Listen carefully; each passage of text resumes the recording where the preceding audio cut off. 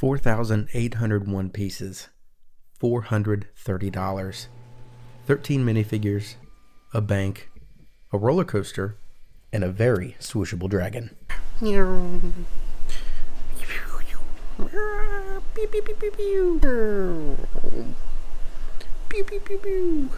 That's what you get when you purchase the LEGO Gringotts Wizarding Bank Collector's Edition. At almost 3 feet high, this set towers over regular modular buildings, but with the base taken away, it blends in naturally, in a covert sort of way. Dragon optional. It would make a great inclusion for any city builders out there, but more specifically, it's made to fit with the Diagon Alley set that released back in 2021 that I was fortunate enough to get. Granger for scale. If you build the bags in order, you start with the rocky base, and it's built sideways, and eventually it gets slotted together with like a clever gap in the middle, and between the underground portion and the bank itself, I was a bit less excited about the underground. That was until I built it.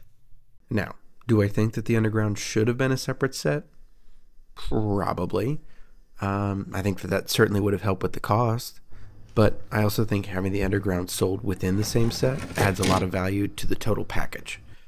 Beggars can't be choosers, and truth be told, I'm just happy that we finally have a Gringotts set on the market. I do feel like what you get with the set, with the underground and the bank together, I think it's all worth it. Now, I also want to recognize that by doing that, LEGO is limiting the market for who is able to purchase this set. Had they just sold the bank as a modular, I think that the market would be a little bit wider because they could sell that at, say, $250, right? $270. And I think that more people would go for that than are able to go for the $430 combination build. I'm not going to put that as a negative, but I want to put it out there that I think that by doing the 2 separate builds and by charging even more because they have 2 separate builds in one, you are limiting your market by a big margin. Having the roller coaster go through all the mini caves and through the rocks, stalagmites, stalactites, it kept me entertained and distracted from finishing the rest of the set for longer than I care to admit. Now, the rocky base also includes Easter eggs and tons of references to the films and the books, and towards the bottom of the build is a spot for the Ukrainian Iron Belly, the dragon, to guard the vault of Bellatrix Lestrange, and features a Gemino curse where when you push back a goblet, right, the single goblet that's mounted to the wall, 16 others fall down from the ceiling. And it looks great as a feature, but it is incredibly tedious to put back together because you can only put in one goblet at a time, and unless you want to deconstruct the whole top portion, which isn't super easy, then it's going to take you a little bit of time. So I think I'm just going to keep the door closed for now. As much as I want to show you all the Easter eggs and all the nods to the books and films, I don't want to, because I think discovering them as you build it up and as you build the whole set and get closer to the finish, that's part of the fun, and I'm not going to take that fun away from you and spoil it. I'm sure there's other people out there that are more than willing to show you every nook and cranny and every hidden galleon, right? But I'll leave that for you to discover. Overall, for the bottom half of the set, I feel like this is a great addition to the whole thing. It doesn't waste a whole lot of pieces, and it presents well on its own. I think that as a standalone, this could totally work, even if it still had the big X-axis at the top that you can put the modular on top of, right? I think even including that, this still looks like a great set to put on a shelf. I thought I'd compare the size of the whole set to the Daily Bugle, and unfortunately I let the intrusive thoughts win. And yes, the Daily Bugle and any other regular 32 by 32 base plate set will sit quite happily on the base.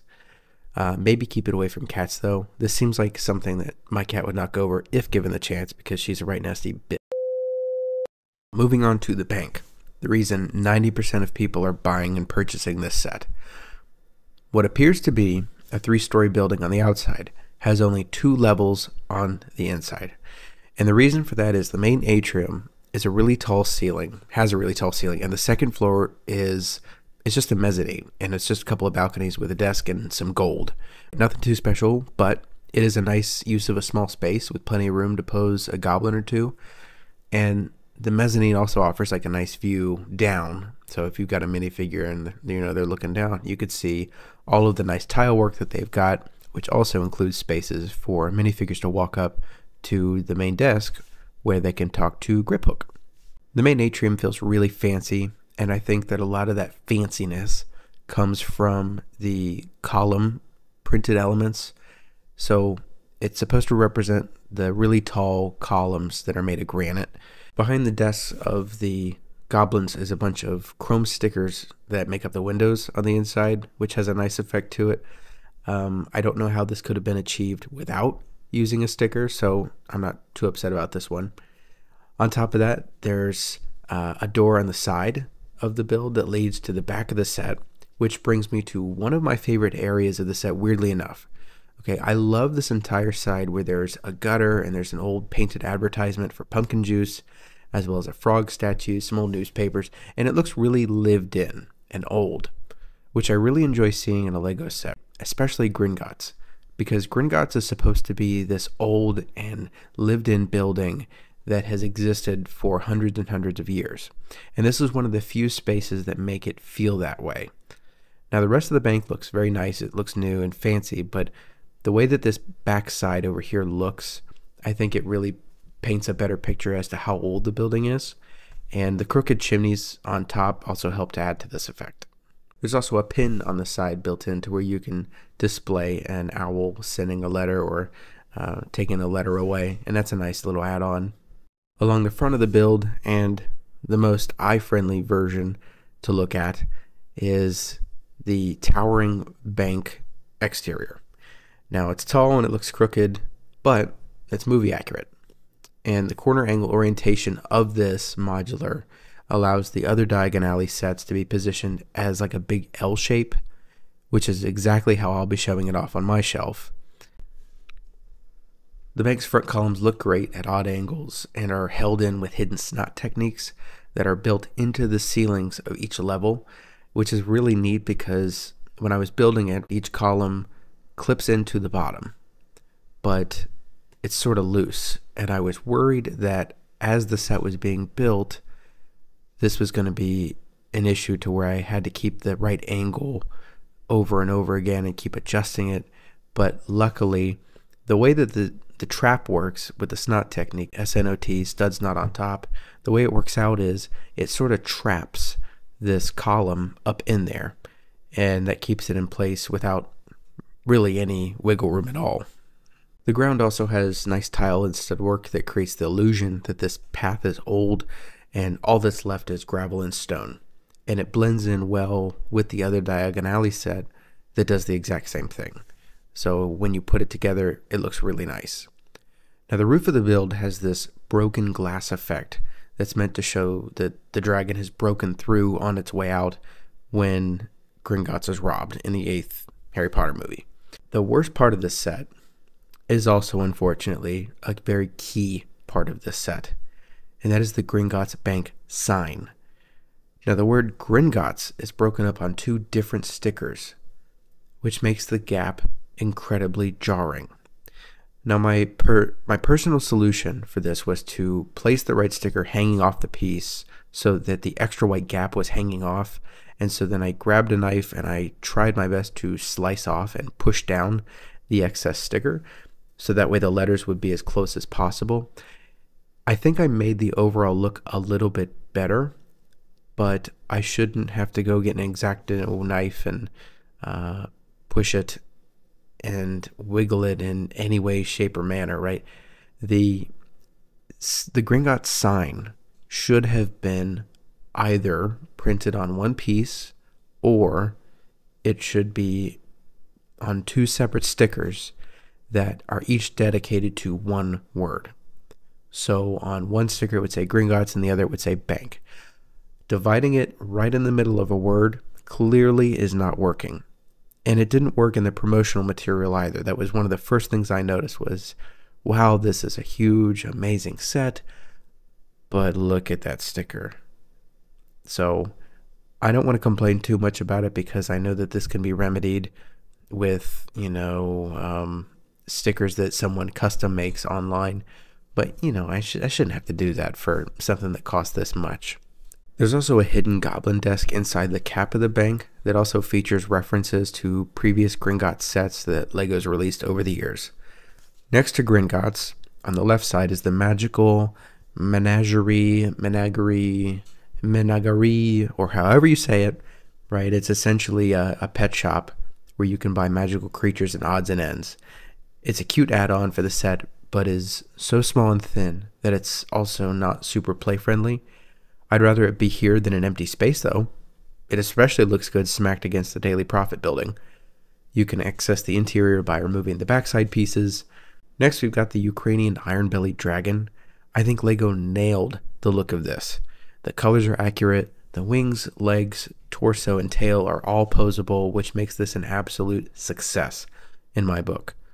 On top of that, there's a printed headpiece that looks really nice, and there's a place inside of the face to put shooting flames to make it look like the dragon is breathing fire on its way out, or scorching goblins, whichever you prefer.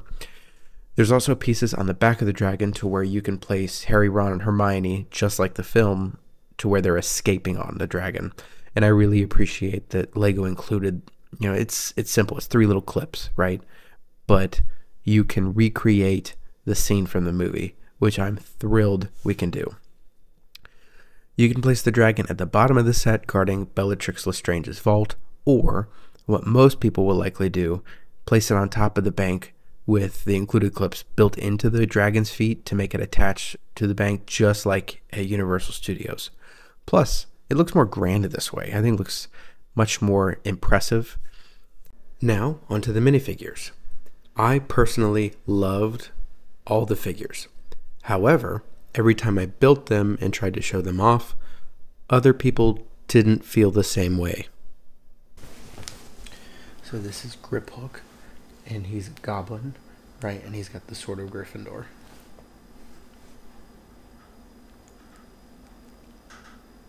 Excuse me. This is Hagrid, Rubius Hagrid.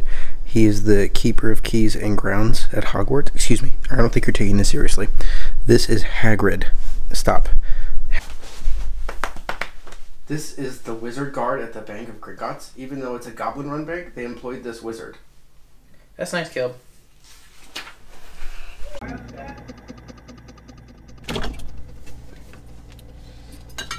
Grace, look, it's Harry Potter from the Philosopher's Stone. Look, he doesn't even have his Hogwarts robes yet. Mm-hmm.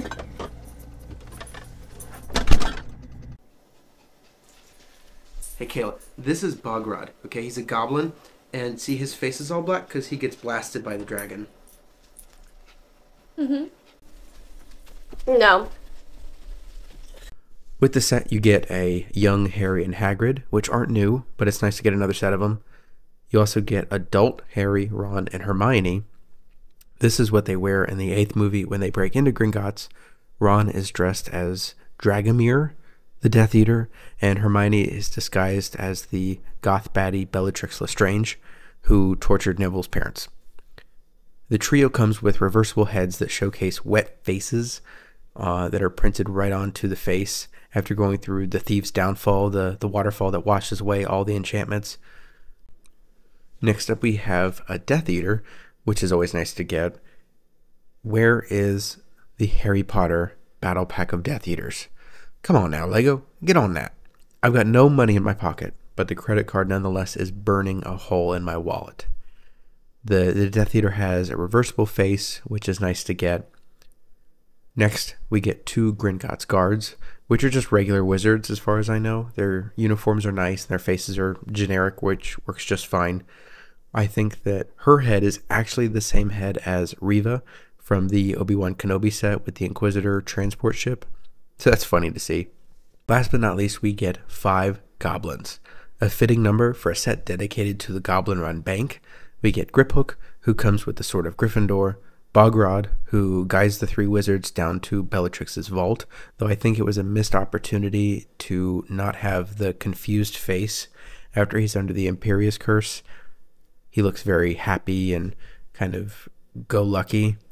That's not really translated very well onto the minifigure head. We also get Rickbert, or Reichbert, however you say it, the chief bank teller, who has a really accurate face. And finally, we get two unnamed goblins within the set as well. Now, I personally have chosen to name them Fishspleen and Barfnees, because why not? Let's talk about the build process real quick. This build took me about a week and a half of doing a few bags here and there after school and on the weekend. And while I built it, I watched all 8 Harry Potter movies in the background. I ended up finishing the movies first and was near building the roof of Gringotts when the dragon smashed out in the movie. Once it's all done, if you manage to get your hands on it, the Gift with Purchase Vault expansion set does wonders for the bottom portion. By expanding the track by just 1 track length and adding a vault, it looks so much more interesting and adds quite a bit to how I feel about the whole bottom portion of the set. This is an incredibly rewarding build that looks impressive when it's all put together. It was gifted to me by my smoking hot lady, so I have nobody but her to thank for this one. I've had a spot picked out on my bookshelf for it for a long time. And there she is. So, the whole point of buying the shelf was to accommodate all of Diagon Alley into one big L shape. And I am so happy that I did that. Unfortunately, I couldn't fit the underground portion up there with it still looking good. So it was as tight as O.J. Simpson's glove of a fit down here. It does fit, and I can still play with the coaster, but I had to put it down there. That's the money shot anyways. I am in love with what I have purchased and what has been purchased for me. My God. Without a doubt, this is an A+ set that I recommend to anybody who grew up loving Harry Potter, and especially if you already have the Diagon Alley set. I could not be happier with it. Some of my first Lego sets that I got were Harry Potter themed. My very first large set when I was a kid was the original Diagon Alley from 2011. So to see my Diagon Alley now look like this at age 25 makes me feel like I've come full circle on my Lego Harry Potter journey. I appreciate you watching. See you next time. Bye-bye.